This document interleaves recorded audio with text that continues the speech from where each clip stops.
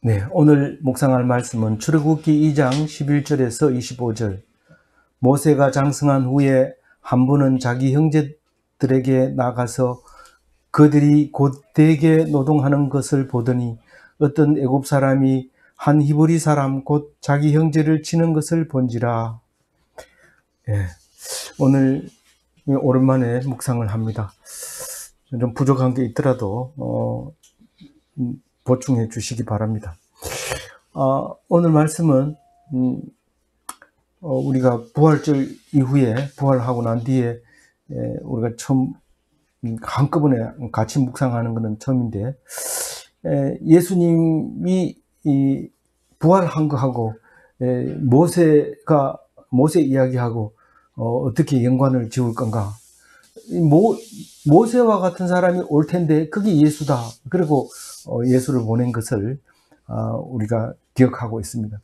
모세의 모델로, 예수님의 예표로 모세를 보냈습니다. 근데 오늘은 전체를 11절에서 25절 사이에 몇 년이 흘러가느냐 하면 80년이 흘러갑니다. 그래서 이제 나머지 출애굽기가 오늘 읽고 난 다음부터가 이제 40년 동안 있을 일. 그러니까 나머지 출애굽기, 레위기, 민수기, 신명기까지 그 예수님의 40년 세월이 거기 들어있고 앞에 80년 세월이 오늘이 다 읽어집니다. 예수님은 33살밖에 안 살았는데 왜 이렇게 오래 살았어요? 그건 모르죠. 그걸 살았는 거 가지고 모델로 삼지 말고 모세가 백성들에게 어떠한 위치에 있었는가를 보면서 예수님이 오실 모세와 같은 사람이 예수님인데 그것은 설명하자면 모세와 같다. 이 얘기를 쭉 해오다가 이제 1500년 뒤에 예수님이 오게 되는 것입니다. 지금 기원전 1440년이라고 말하는데 약 1500년 전에 이런 모세 이야기를 기록하고 있습니다. 오늘 첫 번째 11절에 보면 살인이 나옵니다. 살인은 언제 하느냐 하면은 강가에 버려진 모세가 커서 40살이 돼서 그때 살인을 하게 됩니다. 40살이 돼서 자기가 히브리인인 줄 알았어요. 물론 엄마가 젖을 먹이면서 히브리인으로 교육을 시켰겠죠. 교육을 시켰겠지만 그러나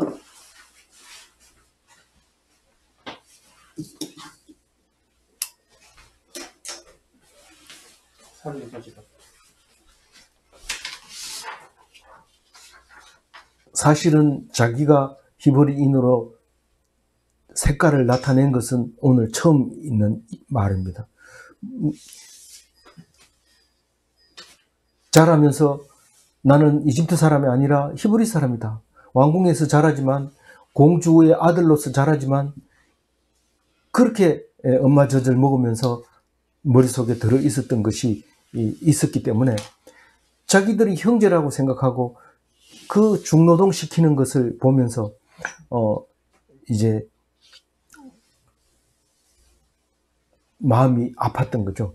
그래서 아주 못된 감독 하나를 쳐서 죽여버립니다. 그게 벌써 40년이 11절에 40년이 후딱 지나가 버립니다. 그리고 12절에 얘기합니다. 좌우를 살펴 사람이 없음을 보고 그 애굽 사람을 쳐 죽여 모래 속에 감니라. 사람이 없는 데서 죽였겠죠. 그래서 여기는 사막이 많기 때문에 조금만 나가면 사막에다 묻어버리면 흔적도 없고 찾지도 못하고 거의 우리가 저수지 같은 데 빠뜨린 거나 마찬가지로 못 찾게 되는 거죠. 요즘은 기술이 발달돼서 찾습니다만은 옛날에는 수없이 그런 일이 생겼던 거죠. 그래서 살인을 하고 시체를 유기했는 이야기가 나옵니다. 이 모세는 첫 번 살인이 아닙니다. 나중에 살인 또 한 번 하죠. 언제 살인합니까? 나중에 네, 십계명을 어겼다고 안식일에 일하는 사람을 붙들어 와가지고 어떻게 하면 좋겠습니까? 그러니까 기도하니까 내가 기도할 테니까 일단 가둬라. 그래가지고 딱 가둬놓고 기도했더니 안식일을 어겼으면 죽여라. 그래서 죽입니다. 그 살인으로 말미암아 고라자손이 일어나서 그냥 고라자손이 땅속으로 꺼지는 일이 생깁니다. 오늘 이 사람 한 사람을 죽임으로써 사람들이 생각한 모세의 갈 길이 진로가 바뀌어지는 모습을 볼 수 있습니다. 우리는 큰일 났다 이렇게 하지만 그 큰일 났다 할 때 하나님께서 역사하시고 하나님께서 인도하신다는 사실을 알아야 됩니다. 오히려 아무 일이 없을 때 큰일 났다 이렇게 얘기해야 되고, 우리가 생각하는 큰일 났다 할 때는 큰일이 아니라 하나님께서 우리를 역사하고 계시구나, 그렇다는 사실을 기억하고 있어야 되는 것이죠. 그래서 시체 유기를 해놓고 감쪽같이 완전 범죄라고 생각을 한 거죠. 그리고 13절 읽어봅니다. 이튿날 다시 나아가니 두 히브리 사람이 서로 싸우는지라. 그 잘못한 사람에게 이르되 내가 어찌하여 동포를 치느냐 하며. 이튿날이라고 하지만 사실 시간이 많이 흘러간 거죠. 그리고 여전히 완전 범죄라고 생각을 하고 또 어제 갔던 그 현장에 가서 일을 하고 있는지 쭉 살펴보고 있었던 거죠. 사실 모세처럼 일을 처리하면 이 처리를 계속 번번이 사람을 잡아가지고 머릿속에 감추겠습니까? 불가능한 일이지만 자기 생각에 그렇게 해야 되겠다고 생각을 한 거죠. 그래서 우리는 이런 생각이 들 때 왜 내가 하나님의 뜻을 몰랐을까? 하나님은 그렇게 하라는 뜻이 아니었는데 이렇게 생각할 필요 없습니다. 자기가 옳다고 생각하면 해야 됩니다. 왜냐하면 하나님 그 생각을 주었기 때문에. 그래서 그 대신에 그것을 하고 당해야 될 것을 또 기어코 당해야 됩니다. 그 각오를 안 하면 그 일을 할 수도 없습니다.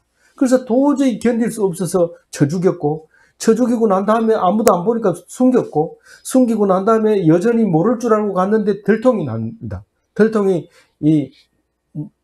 나는 모습을 13절에 얘기하는데, 이번에는 히브리 사람끼리 형제들끼리 싸우는 거예요. 그래서 잘못한 사람한테 가서 네가 잘못했다. 왜 멀쩡히 있는 사람을 그렇게 그 죽을 지경으로 두들겨 패느냐. 그건 맞지 않다. 이렇게 얘기를 하니까 무슨 이유인지 모르지만 화가 나 있는 사람에게는 재판관이 아니면은 통제를 못 합니다. 재판관이 재판을 하고 싶어도 누가 있어야 됩니까? 경찰이 있어야 되고 호송관이 있어야 됩니다. 교도관이 있어야 됩니다. 그 사람들이 딱 이렇게 팔짱을 끼고 와서 포성줄을 묶어가지고 재판장관 앞에 앉혀놓고 네가 어찌하여 동포를 치느냐 이래야 되지. 성질이 나가지고 막 있는데 가가지고 네가 어찌 동포를 치느냐 이렇게 얘기하면 네가 뭔데 이러면서 대드는데 바로 감쪽같이 숨겼다고 생각하는 말을 합니다. 14절 읽어봅니다. 그가 이르되 누가 너를 우리를 다스리는 자와 재판관으로 삼았느냐. 네가 애굽 사람을 죽인 것처럼 나도 죽이려느냐. 모세가 두려워하여 이르되 이 일이 칼로 되었도다. 이게 여러 사람 보는 앞에서 이렇게 말을 하면 이건 본계적으로 증거 자료가 들통이 나버린 거죠. 그래서 우리가 자기가 아무리 정의 감이 뛰어난다 하더라도 끼어들 싸움이 있고 끼어들지 말아야 될 싸움이 있습니다.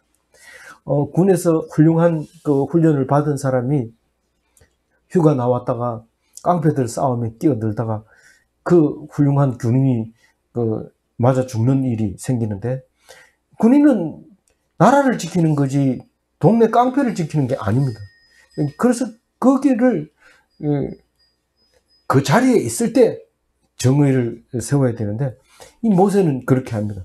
그렇다고 해서 그럼 옳지 않았느냐? 우리는 옳지 않았느냐 옳았느냐가 아니라 그렇게 하면 그렇게 된다는 겁니다.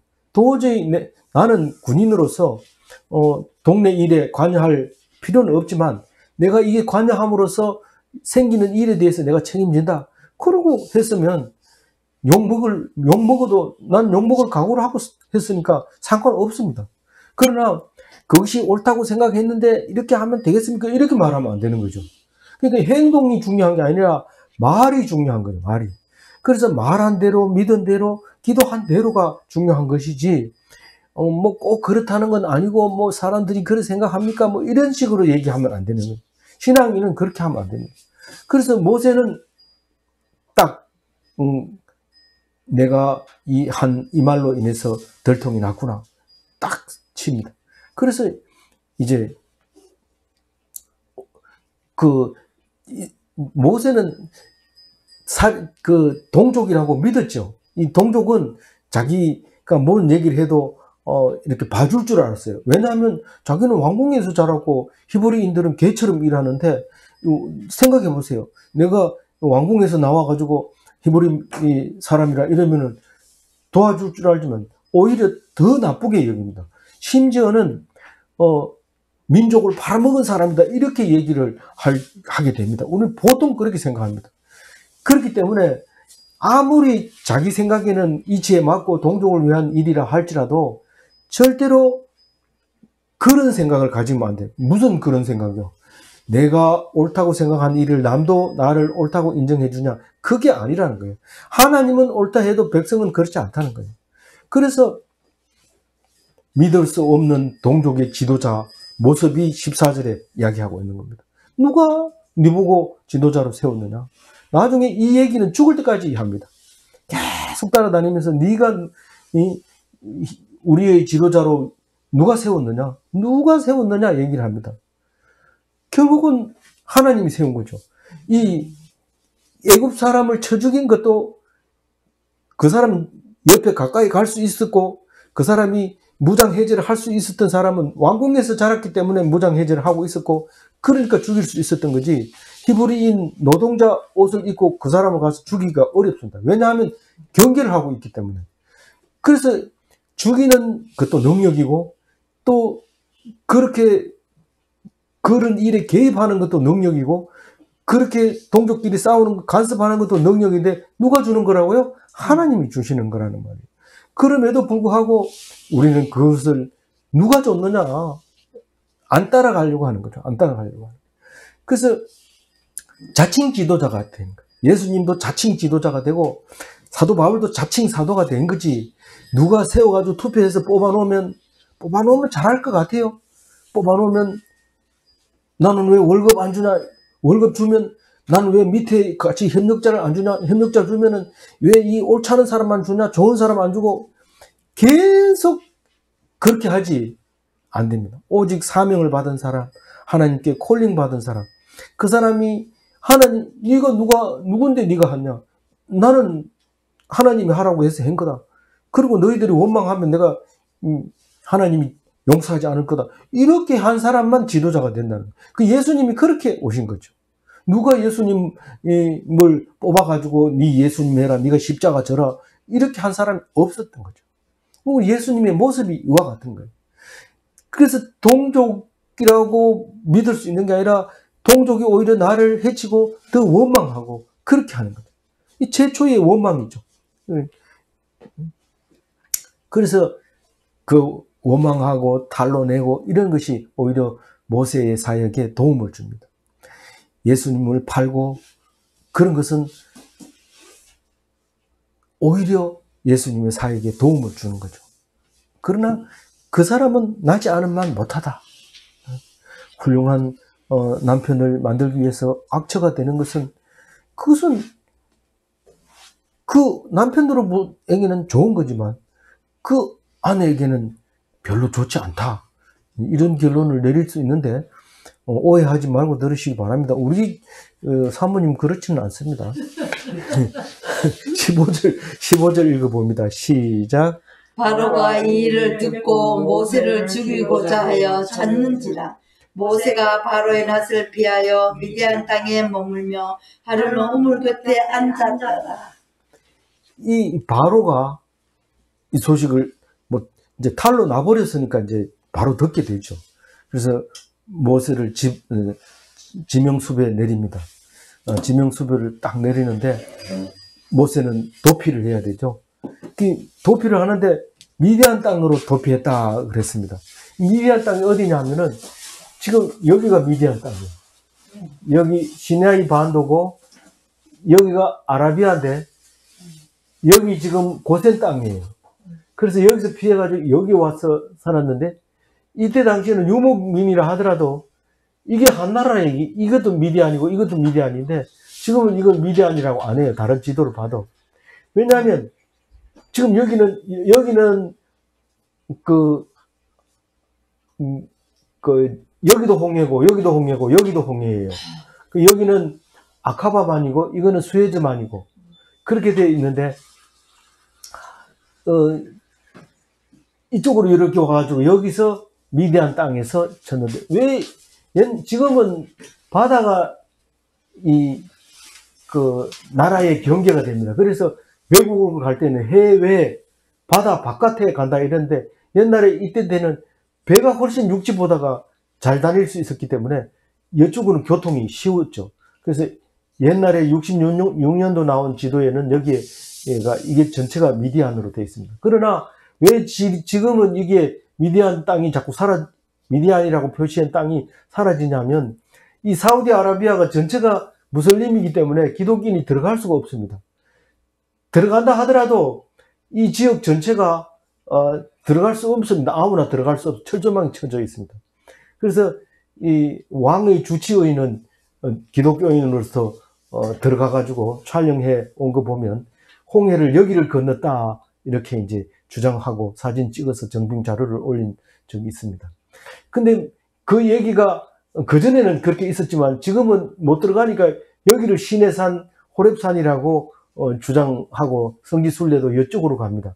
그래서 이렇게 해서 이렇게 가나안 땅에 들어갔다 이렇게 말하고 있는데 옛날 책에는 여기서 나와서 이렇게 건너서 이렇게 들어간 걸로 그래서 40년이 걸린 걸로 그렇게 기록을 하고 있습니다. 어쨌거나 어떤 게 맞느냐 그리고 맞는 걸 나는 믿겠다 그렇게 할 필요 없습니다.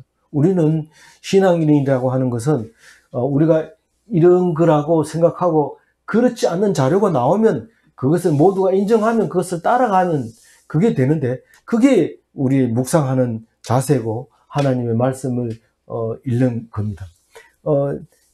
옳고 그름을 따지는 것이 성경이 아니라 성경은 오직 우리가 예수님을 생각나게 하는 것 뿐이지 그 사이에 될 수 있으면 사실과 정확하게 맞아갈 수 있도록 그림을 그리는 것 뿐이지 그걸 가지고 나눔 시간에 막 따지고 그렇게 하지 않도록 하시기 바랍니다. 그래서 미디안 땅으로 가서 거기서 머물면서 우물가에 앉아 있습니다.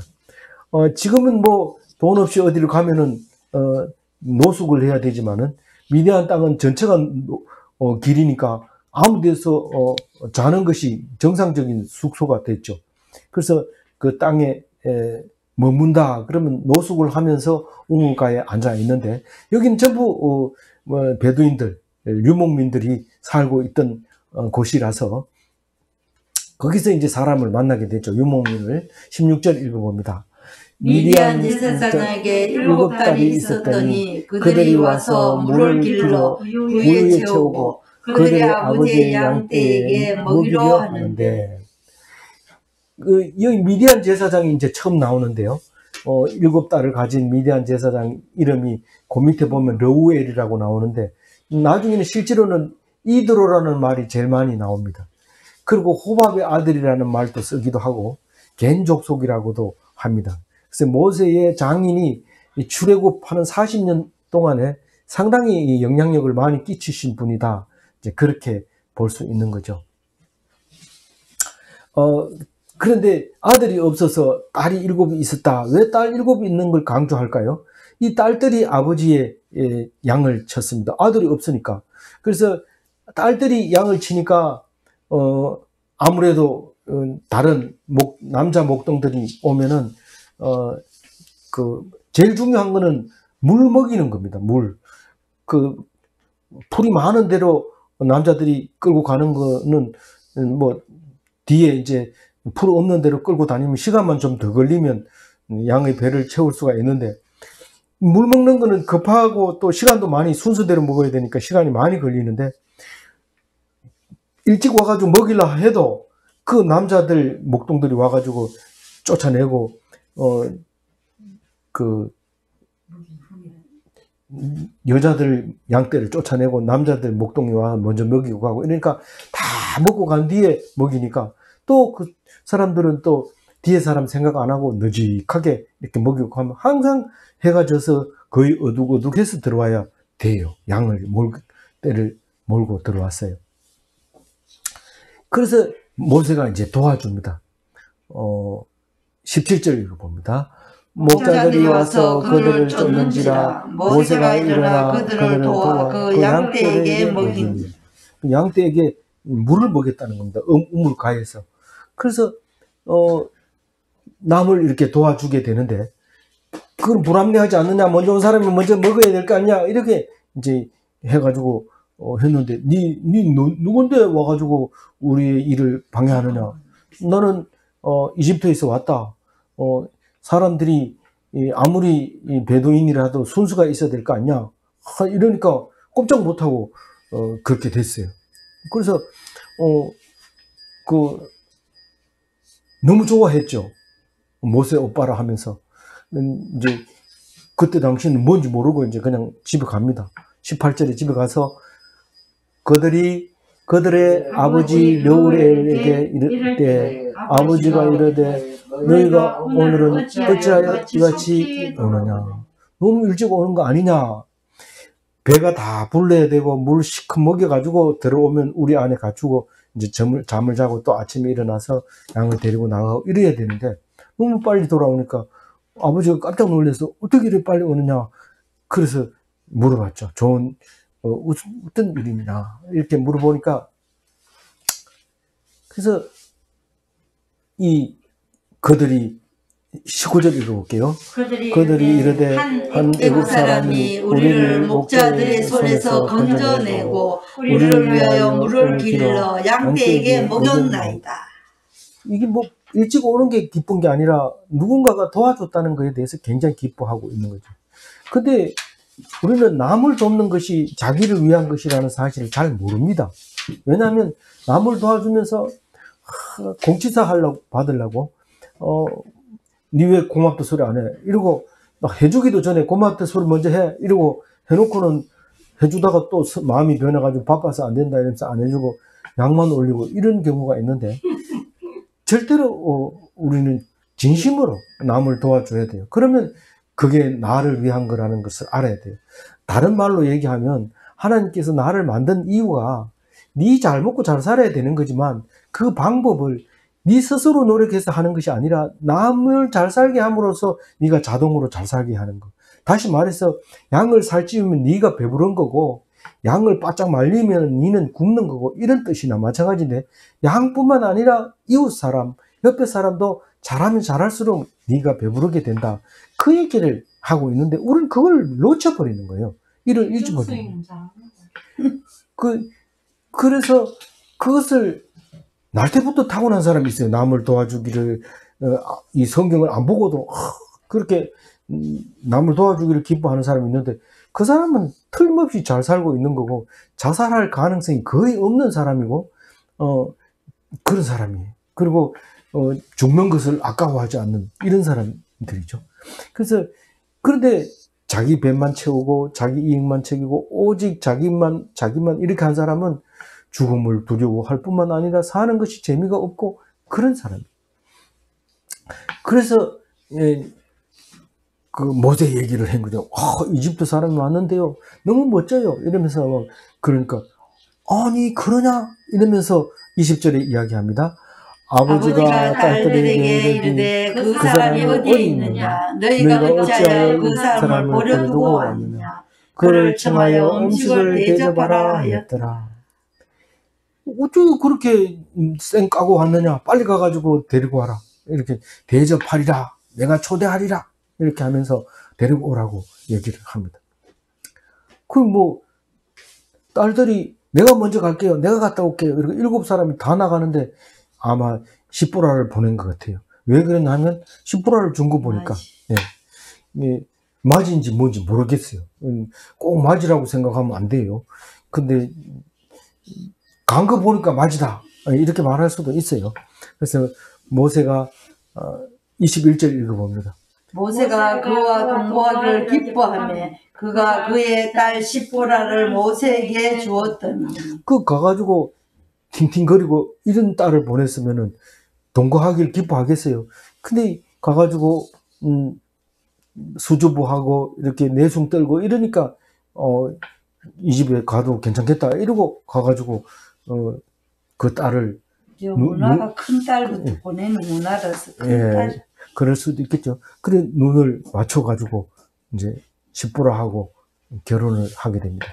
그래서 가족을 이루게 되는데 첫 번째 아들이 이름이 22절 읽어봅니다. 네, 22절 읽어봅니다. 그가 아들을 낳으며 모세가 그의 이름을 게르솜이라 하였으되 내가 타국에서 나그네가 되었음이라 하였더라.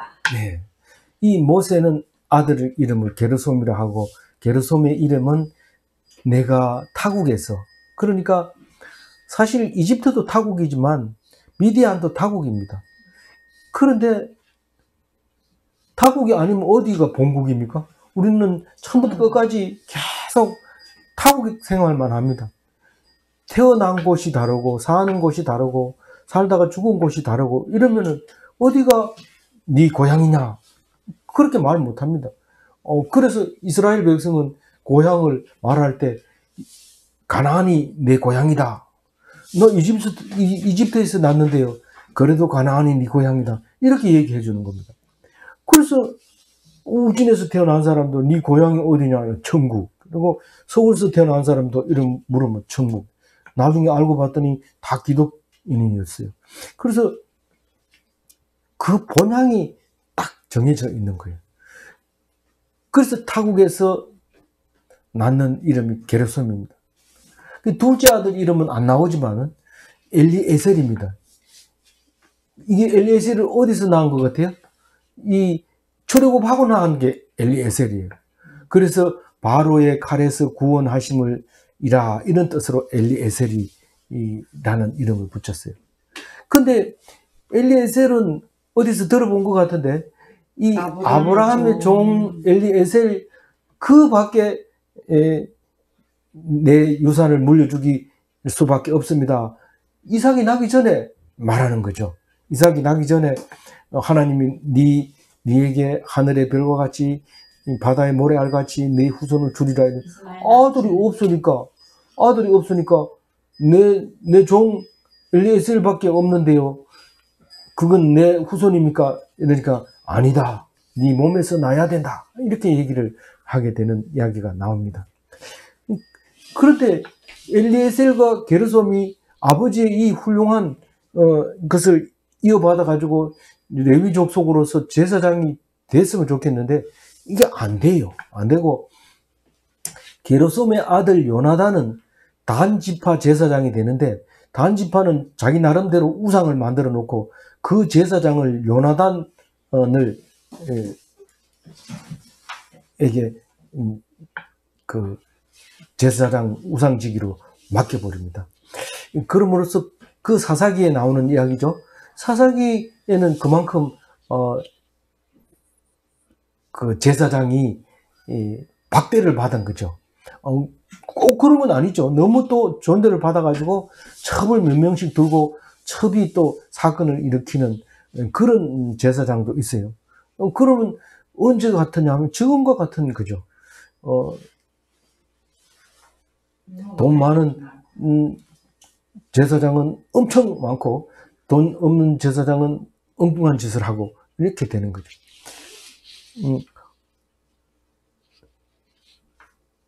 맨날 여기 와가지고 사모님이 태클 거는데 여러분 태클 거는 사람이 저도 있습니다. 감사합니다. 예. 그럼 23절 읽어야 되죠? 여러 해 후에 애굽왕은 죽었고 이스라엘 자손이 고된 노동으로 말미암아 탄식하며 부르짖으니 그 고된 노동으로 말미암아 부르짖는 소리가 하나님께 상달된지라. 이 열해 후에 이 말은 왕이 바뀌었다는 뜻이에요. 그러니까 모세를 지명수배했던 왕은 죽어버렸다는 거예요. 사실 모세를 태어날 때, 그러니까 모세가 40살 되기 전에 40년 전에는 또 왕이 달라요. 그러니까 히브리인의 아들이 나면 다 물에 빠져 죽이라 이렇게 했을 왕이 다르고, 그 앞에 그 요셉을 총리로 시킨 왕이 다르고, 요셉을 총리로 시킨 사람은 셈족이라서 같은 족속이라서 그렇게 봐준 거고, 다른 왕이 일어나서 이제 히브리인들은 갑자기 종으로 바뀌어버리고 정복해 버렸으니까 이제 집권이 다른 사람이 집권을 하니까 그 먼저 있던 사람들은 그렇게 돼버린 거죠. 그리고 결국은 그럼에도 불구하고 성장하니까, 잘 먹고 잘 사면 자손이 없는데 못 먹고 게으를수록 자손이 점점 많아지거든요. 사람만 그런 게 아니고 솔방울도 그래요. 환경이 나빠지면 솔방울이 많이 생기는 것을 알 수 있습니다. 사람이 뭐 악해서 그렇다 그런 게 아니고 자연적으로 그렇게 만들어놨는데 하나님의 원리죠. 왜 그래 놨을까? 그것을 우리가 생각해 볼 필요도 있는 거죠. 그래서 공평하게 하는 하나님의 뜻이죠. 잘 사는 사람은 자식이 많은 사람을 부러워하고, 자식이 많은 사람은 돈 많은 것을 부러워하고, 이렇게 하도록 만들어 놨습니다. 그러나 가장 싫어하는 건 교만한 것을 싫어해요, 하나님. 그것은 여러 번 성경 속에서 말하고 있는 겁니다. 그래서 40년 지났으니까 이제 모세가 몇 살 됐어요? 80살. 80살이 돼서 이제 애굽 왕이 죽었다 이 소리를 듣는데, 40년 동안에 광야생 아니요, 이제 그 40에서 80 될 때까지는 이게 무슨 땅? 미디안 땅에서 살았고, 이제부터는 이제 이스라엘 백성을 끌고 나올 이제 준비를 해야 돼요. 그러니까 앞에 40은 80년 동안은 이야기가 길지 않고, 이제부터 40년 동안은 책을 4권 쓸 정도로 긴 이야기가 시작되는 거죠. 이제 왕은 죽었고 이스라엘 자손은 고된 노동으로 말미암아 탄식하며 부르짖으니, 그 고된 노동으로 말미암아 부르짖는 소리가 하나님께 상달된지라. 이 고역이 하나님께 들려서 이제 소원함을 들어주게 되는 이야기를 하는 거죠. 예, 시기가 돌아가서 시간표가 돼서 이제 모세를 쓰려고 하는 거죠. 그동안 모세를 쓰려고 준비를 해놓은 거죠. 그래서 24절 읽어봅니다. 하나님이 그들의 고통 소리를 들으시고 하나님이 아브라함과 이삭과 야곱에게 세운 그 언약을 기억하사. 우리가 입애굽하는 사람들 명단 몇 명이 있었어요? 70명이 있었는데, 그 중에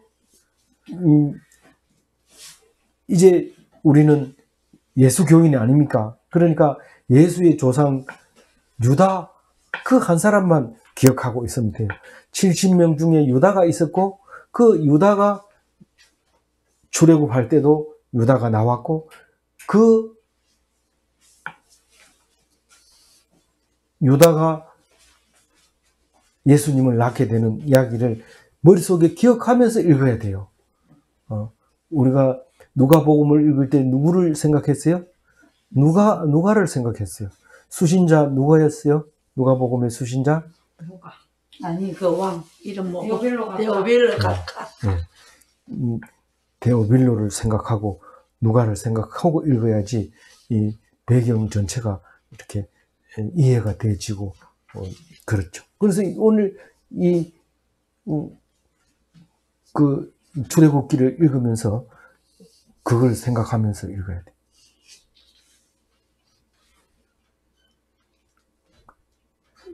이 아브라함의 하나님, 이삭의 하나님, 야곱의 하나님이 그에게 세운 언약이 뭐였어요? 뭐였어요?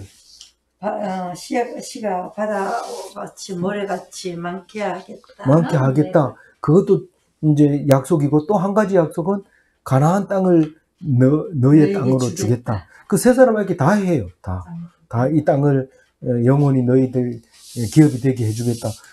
기업이 되게 해주겠다 해놓고 몽땅 이집트로 쫓겨가게 만든 것은 뭡니까?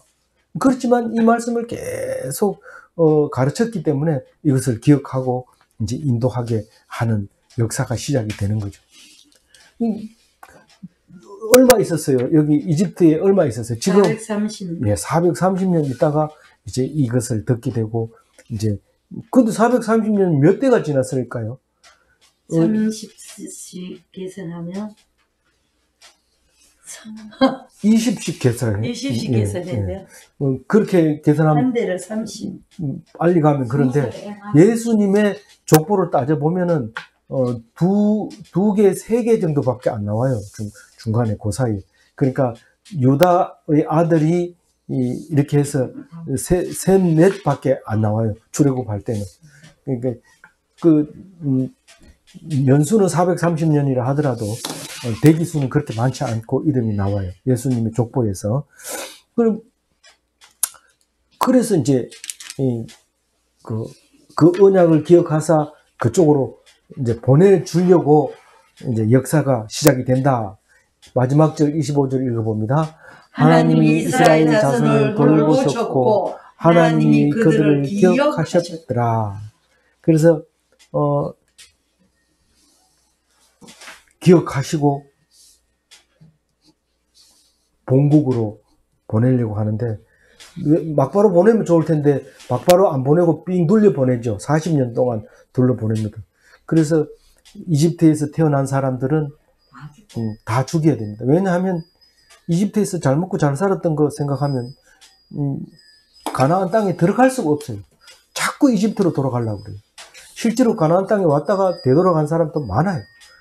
그래서 그러나 성경은 그런 얘기 하자는 게 아니라 인도해내는 이야기를 하려고 하는 것입니다. 우리는 오늘 말씀을 묵상하면서 성경은 순식간에 80년이 지나가기도 하고 또 33년이 사복음서에 나오도록 이렇게 이야기를 하는데 결국은 공생의 3년 이야기가 사복음에 나오잖아요. 근데 우리는 성경이 시간으로 따지면 길기도 하고 짧기도 하고 그렇습니다. 우리는 인생을 길게 사는 사람도 있고 짧게 사는 사람도 있습니다. 그 인생이 뭡니까? 라고 물으면 그냥 하나님께서 준 대로 사는 게 인생이다. 그렇게 생각해야 됩니다. 그거는 본래나 그렇게 하죠. 우리가 본래보다 나은 건 없습니다. 우리가 본래보다 낫다고 생각하는 그 순간 뭔가가 잘못되어 있습니다. 오직 주님께서 우리에게 주신 생명을 어떻게 살다 가느냐, 하나님이 주셨다는 사실과 거기에 대해서 은혜로 감사하면서 살다가 그리고 기뻐하면서 살다가 영원히 사는 것을 믿다가 그리고 끝까지 믿다가 죽을 때까지 믿다가 그렇게 가는 것만 우리의 할 일이다. 그렇게 생각하고 사는 삶이 기쁜 삶이 다 되시기 바랍니다. 아멘. 기도하겠습니다. 하나님 감사합니다. 오늘 말씀을 통하여 우리 인생은 속히 지나가는데 33년도 빨리 지나가고 120년도 빨리 지나가는데 사실은 우리가 이야기를 나누고 참으로 살아가는 모습을 이제 앞으로 40년 동안 이야기할 텐데 우리의 삶이 결코 광야 40년 생활과 다르지 않다는 것을 기억하게 하시고 그 속에서 온갖 하고 싶은 얘기 많을지라도 말씀 속에서 이해하고 내가 말하지 않아도 말씀이 성경이 말할 수 있게 하여 주시고 그게 내 이야기가 되게 하여 주옵소서. 그래서 말씀으로 살아가게 하시고 내 입으로 살아가는 것이 아니라 오직 주시는 성령의 은혜를 입은 말씀으로 살아가게 하여 주옵소서. 감사하옵고 우리 주 예수 그리스도 이름으로 기도 올리옵나이다. 아멘. 아멘.